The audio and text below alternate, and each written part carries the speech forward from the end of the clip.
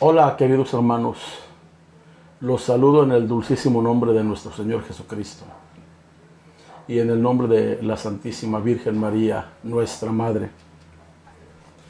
Bienvenidos a esta cápsula de apologética, y antes de abordar la palabra del Señor, permítanme atraer la plegaria al Padre Fidel Martínez para leer la Biblia. Plegaria para leer la Biblia. Te doy gracias, Señor, por tu palabra. Reconozco mi incapacidad para comprenderla. Ella es más poderosa que mi debilidad.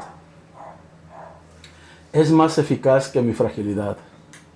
Más penetrante que mi resistencia. Te pido que me ilumines con ella para descubrir tu voluntad. Ayúdame a hacer una lectura con el corazón, para que nazca en mí un encuentro profundo contigo. Que descubra tu rostro leyendo, meditando, orando y contemplando tu palabra.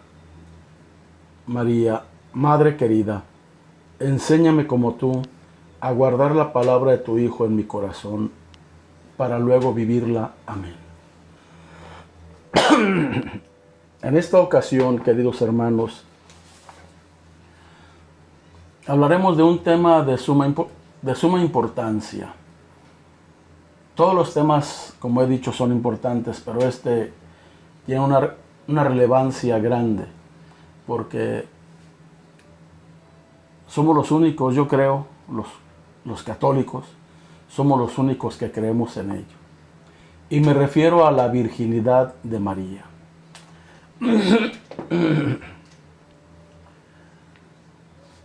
Nuestros queridos hermanos no católicos han mostrado siempre una resistencia a ella, y algunos incluso llegan a odiarla. No sé, se expresan con mucho rencor hacia ella. Y nosotros creemos que ella siempre ha sido virgen. Por eso en el rosario decimos, ya al terminar los 5 misterios, decimos después del Padre Nuestro: Dios te salve, María Santísima, hija de Dios Padre. Y luego, Dios te salve, María Santísima, Madre de Dios Hijo. Y Dios te salve, María Santísima, esposa de Dios Espíritu Santo. Es decir, María es hija de Dios Padre, madre de Dios Hijo y esposa del Espíritu Santo. Y esto lo vamos a comprobar con textos bíblicos. En una ocasión vi a un pastor protestante en la calle rodeado de gente, que empezó a decir: los católicos dicen Santa María, Madre de Dios, y burlándose decía: Dios tiene madre, y toda la gente gritaba: no, Dios te salve María, Dios te salve María. Está condenada María, por eso piden los católicos que la salven, y la gente gritaba y se burlaba. Esto muestra, además de ese rencor y coraje hacia María, muestra un grave desconocimiento de la Sagrada Escritura por parte de ellos. Pero, ¿qué tal si también nosotros tenemos ese grave desconocimiento de esas 3 verdades? María, hija de Dios Padre, madre de Dios Hijo y esposa del Espíritu Santo. Vamos a tener la oportunidad ahorita de abordar esos temas. Por ejemplo, virgen. María es virgen antes del parto. Porque decimos que María es virgen antes del parto, en el parto y después del parto. También lo decimos en el rosario. María es virgen antes del parto. Pues ella concibió por obra del Espíritu Santo. En En Lucas 1:26 en adelante se narra esta verdad. Esta verdad arrojada por el ángel Gabriel, pero como portador del mensaje de Dios Padre. Podemos leer lo siguiente. Después de que María dijo, pero ¿cómo voy a estar encinta si no conozco varón? El ángel le respondió, el Espíritu Santo vendrá sobre ti. El Espíritu Santo descenderá sobre ti. Y el poder del Altísimo te cubrirá con su sombra. Por eso el que va a nacer será santo y le llamarán Hijo de Dios. Esto lo leemos en Lucas 1:35. Pero aquí pues no hay problema para nadie, y menos para ellos, porque pues María es virgen antes del parto. Yo creo que aquí no hay problema. El problema empieza cuando decimos que María es virgen en el parto y después del parto. María virgen durante el parto. Primero debemos aclarar que María no tenía pecado. Por eso nosotros decimos, Ave María Purísima, sin pecado concebida.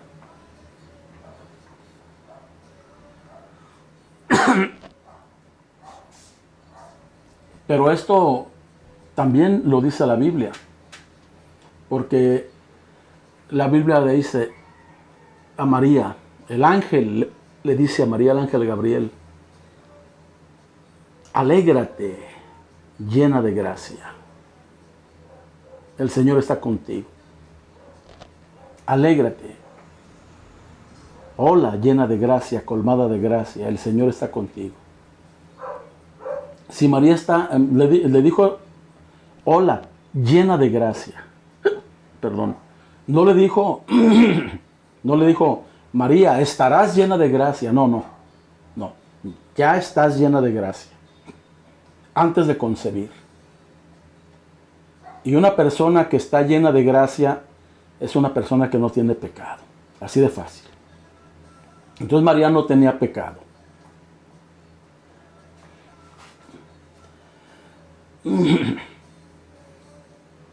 La Virgen tenía que estar libre de pecado, porque tenía que ser el sitio ideal para que naciera Jesús. Y Jesús, como Dios, es incompatible con el pecado y no podía nacer de una mujer con pecado. Además,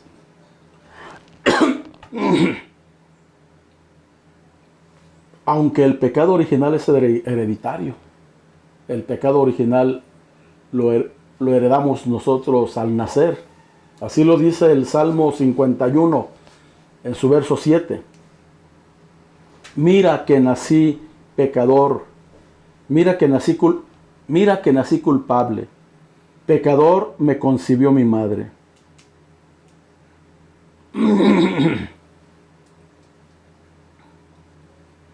Pero el Hijo que ha de nacer de María será santo, pues concibió por obra y gracia del Espíritu Santo. Ahora, el Espíritu Santo habló por boca de Isabel y le dice, bendita tú entre las mujeres y bendito el fruto de tu vientre. Y añade algo genial. ¿Quién soy yo para que la madre de mi Señor venga a verme? Y Juan el Bautista fue el primero que reconoció a Jesús, después de María, claro. El más joven, el más pequeño de edad que reconoció a Jesús, porque dice Isabel, en cuanto llegó tu saludo a mi oído, el niño en mi seno saltó de gozo. Se dio cuenta Juan el Bautista que llegaba María y que en su vientre traía a Jesús. Y le sigue diciendo, dichosa tú que has creído, porque se cumplirán en ti todas las promesas hechas por el Señor. María es virgen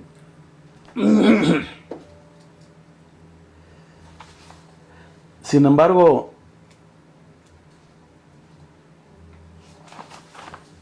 hay varias objeciones que ellos nos dicen. Hay varias objeciones que ponen los testigos, los protestantes. Pero no vamos a hacerle caso a esas objeciones. Veamos aquí. En Isaías 66:7. Porque el nacimiento de Jesús, el parto, María en el parto, el nacimiento de Jesús, el parto de María, no era un parto cualquiera, no era un parto común y corriente. Decíamos en otra cápsula, no era un parto donde iban a estar en contacto madre e hijo con los fluidos corporales, con la sangre, el agua. Así haya nacido por parto normal o haya nacido por cesárea, ¿no? Veamos lo que dice Isaías 66:7. Isaías 66, versículo 7. Antes de tener dolores ya había dado a luz. Antes de llegarle el parto había nacido un hijo varón. Esto es contundente. Antes de tener dolores ya había tenido un hijo varón. Antes de tener dolores de parto.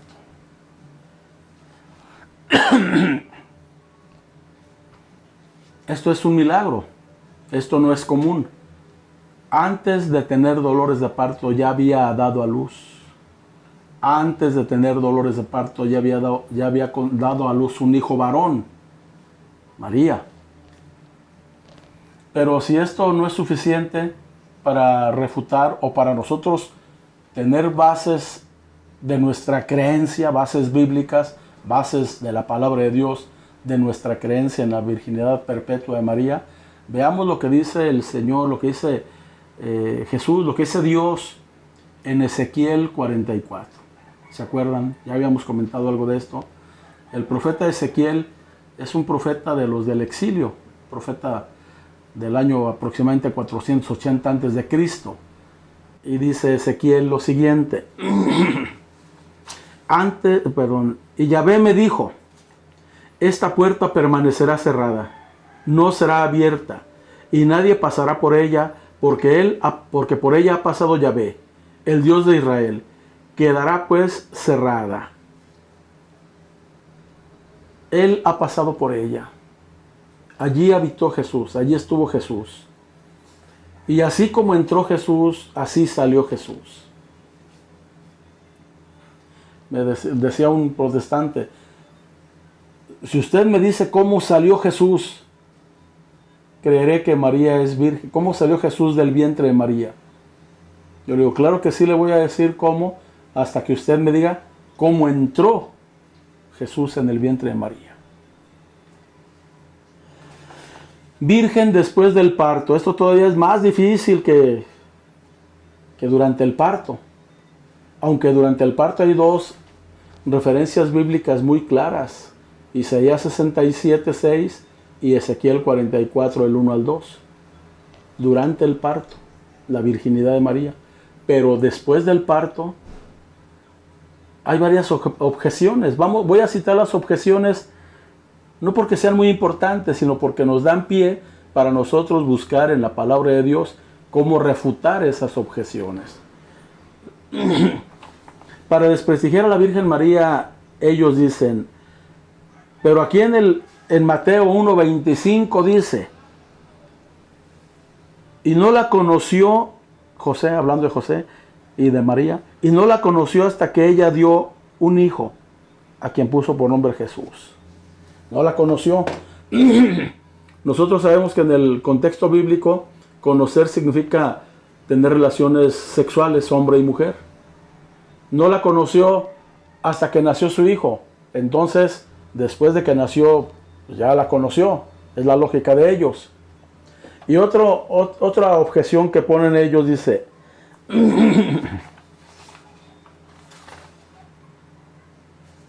y dio a luz a su hijo primogénito, y lo envolvió en pañales y lo acostó en un pesebre porque no había sitio para ellos en el albergue. Hasta que, ¿qué significa hasta que? Después sí la conoció.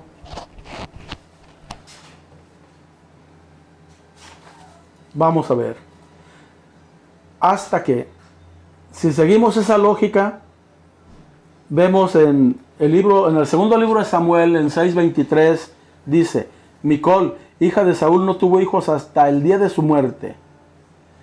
Y en Génesis 8:7 dice: y soltó al cuervo, hablando del diluvio, y soltó al cuervo, el cual revoloteaba sobre las aguas, yendo y viniendo, hasta que se secaron las aguas sobre la tierra. Esto quiere decir que Micol tuvo hijos después de muerta, y que el cuervo pues ya una vez que secó la tierra ya no voló. Es una lógica ilógica, es una lógica adulta.